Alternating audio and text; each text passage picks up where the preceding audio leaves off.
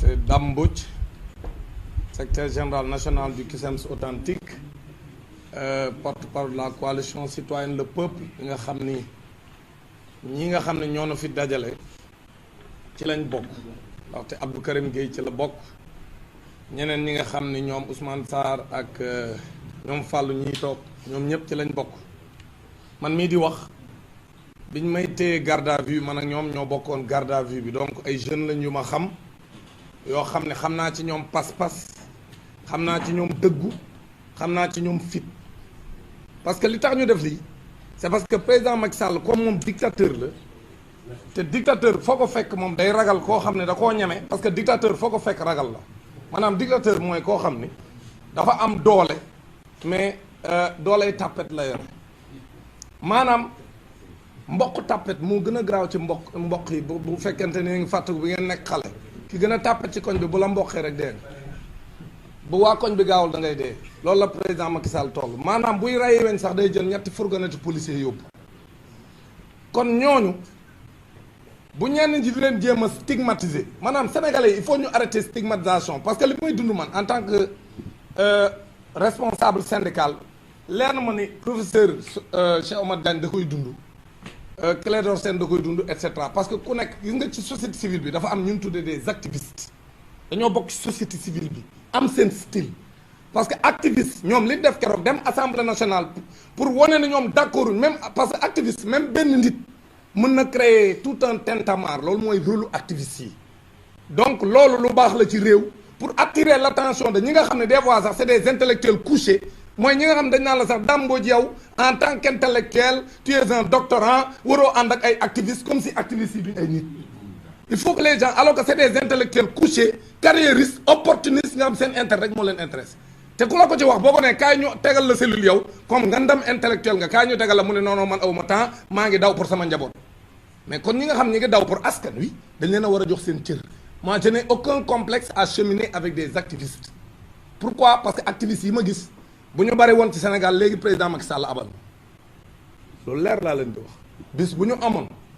ñii ces jeunes là ak ni ñu comprendre les enjeux pour le Sénégal xool ni ndóol gi ne Sénégal jafe-jafe gi ak jaay doole gi nga xam ne sénégalais yi ku ci añ doo reer bu guddee boolu fonde ak cere yi di wëndeelu ci mbedd yi loolu bu ñu bëggee mu jóge fi ñii li ñuy xeex bu leen ci sénégalais yi comprendre woon ba fekk si leen ci léegi Sénégal dem ca kanam parce que Sénégal yàlla wàccoon ak ñun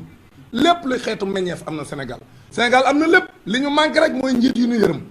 njiit yu baax yoo xam ne dañ jël suñu alal ñoŋal ko ba képp ku ci nekk li nga ci war a am nga am ko ci kon nag man jàpp naa ne ñii ñun war a kañ nan léegi nag ñuy wax ni bu ñu leen bëggee xoqatal à travers ñoom ñu xoqal seen yeneen morom wan leen ni li ñu def ñii yéen bu ngeen ñëwee daan leen ko def ba ragal loo leen pour ñu bëgg a bàyyi leen ñu def li ñu bëgg a def ci jaay doole kooku président Macky Sall bu ko yaakaaree mi ngi nax boppam bis bu nee troisième candidature ci palais bi lañ koy fekk du am troisième candidature fii au Sénégal on ne l'acceptera pas loolu président Macky Sall il faut mu xam ko mais beneen bi mooy du ñu nangu mu prolonger son mandat parce que c'est important aussi ñu leeral ko Sénégalais yi troisième candidature mënul am yokk mandat bi pour pousser élection yi en 2026 wala 2027 am tamit du fi amee en 2024 incha allah danay organiser élection yi ci jàmm ak salaam comme moom fégal na aaye na ñaari yoon te sàcc ay du fi am bu ko defee mu jox wujjam mu aaye wujj way aaye nag sénégalais yi ñoo koy fal mais du moom président Macky Sall moo na koy falal yaa may dégg donc bref li ñu bëgg a wax foofu aussi mooy kani ku ne gis na ni président Macky Sall fan yii yëpp depuis mu jël benn gifle parce que mois de mars li ko dal dafay yeewu ci palais bi rek gis ni Sénégal yëpp taxaw nañ fippu ci ñoo xam ne dañ ko daan kañ fu mu dem ñu koy tàccu ñëpp àndoon ak moom ca ban koy fal 2012 mu toog ba ci yàgg Sénégal yëpp jéppi ko fi mu doon nii Sénégalais yi dañoo jéppi Macky Sall jéppi président nag boo demee ba ñëpp bëgg la fal la ak score bu nganda ngay dem ba ñëpp jéppi la ba foo taxaw ñu lay takkal ay brassard rouge ak di la yuuxoo ngay wuti ay nervi ñu leen di dóor jàpp naa nag sax dem jot na kon li ma gis mooy tournée lambar bi mu def fan yi di wër Sénégal jàpp naa ne day tàggoo man lu ma ko tuddee parce que journaliste ñi ngi ko tuddee tournée économique man dama ko tuddee tournée tàggatoo président Macky Sall mi ngi tàggatoo day dem mi ngi tàggatoo ñaari at a ko fi dese looloo tax man le colonel c'est un colonel ça Masserigne Faye commissaire Massering na nga xam ni yow ki tax ngay def lii nga def lu ñaaw lii nga def jël ay xale yoo xam defuñu la dara dul taxaw di xeexal seen réew nga ñëw jaay leen doole yow colonel na nga xam ni d'abord yow commissaire boobu def loolu na la leer ni li nga def li gën a oyof ci yow mooy nga bàyyi ñu dem ñu juger la parce que réew mi président Macky Sall moomu ko dañ ko dénk pour ab diir te ñaari at ko fi des te day dem te incha allah bu demee boo rendre compte fii beneen bu ñàkkee nguur gi da nga rendre compte ça c'est la première chose donc intérêt mooy sax moom mu nangu ñu tekki ndombay tànkam parce que li ñu fi def Omar moom li mu def moo gën a garaawle li ñuy jiiñ Omar Touré kon nag man jàpp naa ne moom li ñu war a njëkk a def mooy démettre ko de ses fonctions pour que mu dem wuy ji yoon après la plainte qui a été déposée par le mouvement Nitu Valeur ça c'est important parce que loolu moo gën a oyof ci moom ma koy rappeler ni dafa am njaboot parce que il faut que ñun fonctionnaire état bi ñu xam ne ñun servir ñu un homme mais on sert l'état te booy servir état yow du benn nit moo la intéressé parce que état bi ki koy incarner pour le moment le chef de l'état c'est le président Macky Sall mais dans 2 ans et demi au maximum dañuy am beneen nit bu ko incarner kon nag yow boo yaakaaree ni da ngay wut lu neex kooku ba nga def loo xam da ngay exposer sa njaboot parce que dafa am njaboot da nga am ay soxna yow commissaire yow commissaire quand Abdou Diassé Massering Faye da nga am njaboot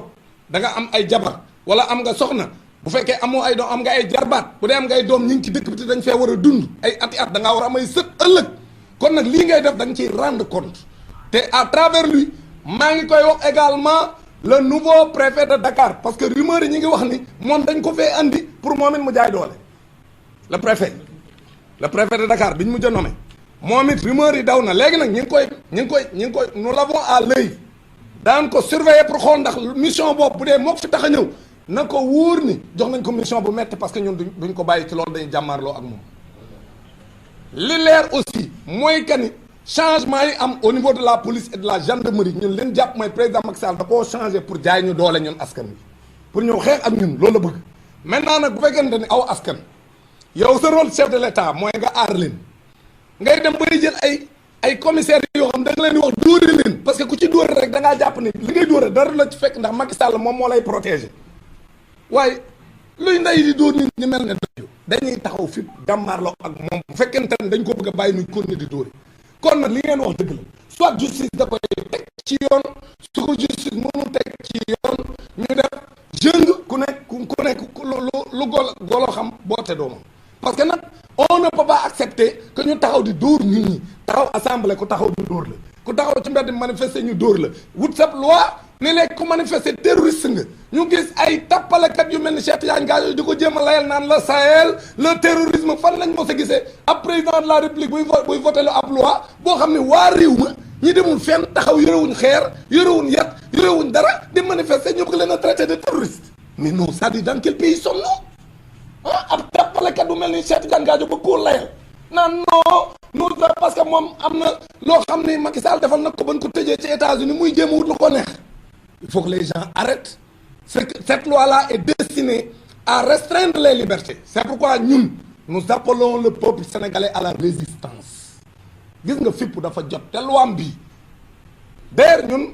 ànd sàmm jikko yi nous serons la première structure à défier la loi parce que loi bi dani bu kenn contraindre le gouvernement à aller dans un sens ñun daanu pare sunu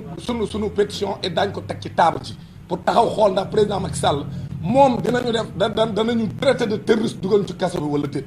li ñu bëgg a wax mooy encore une fois le peuple sénégalais doit rester mobilisé réew mi président Macky Sall doon na ko ci ay maamam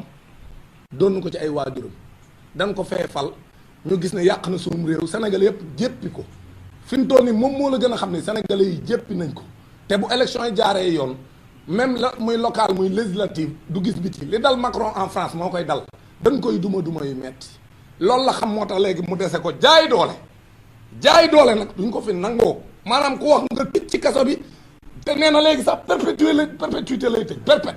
maanaam yow giiru dund la lay tëj parce que da ngaa manifester mais président Macky Sall moomuñ kon nag ñun li ñuy woo sénégalais yi mooy que ni réew mi ngi basculer dans la violence réew mi ngi basculer dans la dictature bu leer naññi bu kenn dul werante kenn nag waru ko fee may président Macky Sall parce que moomuñu kon nag li ñuy woo mooy lii nga xam ne mooy plainte bi nitu dëgg valeur déposé nañu ko teg ci table ji ñu démettre le commissaire ma Serigne Faye